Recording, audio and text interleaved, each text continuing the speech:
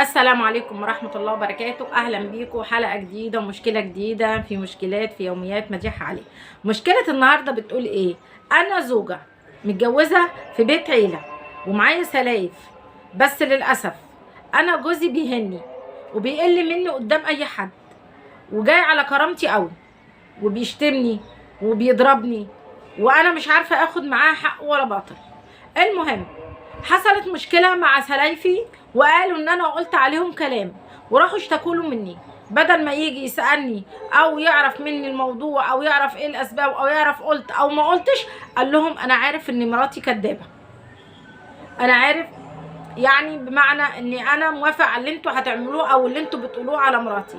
فانا بصراحة مش عارفة اكمل في العيشة دي واحس ان معايا راجل سند وعون ليا، ولا احاول انفصل وعلى خير كده طالما انا مش لاقيه حد يعيني، ولا اصبر على الوضع دوت. انا تعبت بصراحة ومش مش عارفة الاقي حل معاه. هل اكمل حياتي ولا انفصل واتصرف ازاي؟ طيب عندي حل تاني. هل انا بصي انا عندي حل. ما هو انتي جوزك مش هتعرفي تغيريه طالما ده رأيه فيكي، بس هي الفكرة ايه؟ الفكرة هل انتي علاقتك بسلايفك وحشة، مرتاحة في العيشة مع الناس اللي في البيت، ولا جوزك بتشتكي من جوزك بس ان هو بيهينك وبيقل منك؟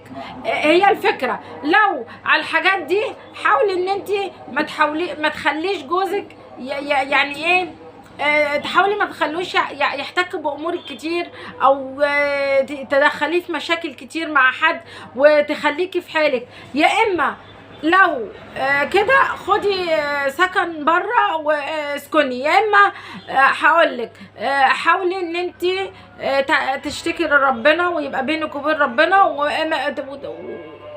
وبس. مش هقولك غير كده، لاني مش هقولك هدي بيتك وتطلقي وكده عشان هو كده، لا. قولي حسبي الله ونعم الوكيل، وخلي ربنا في سكتك وخليكي مع ربنا، وربنا اكيد هيجيب لك حقك وهينصرك ولو كنتي مظلومه.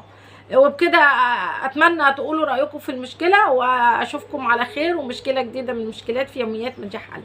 والسلام عليكم ورحمه الله وبركاته.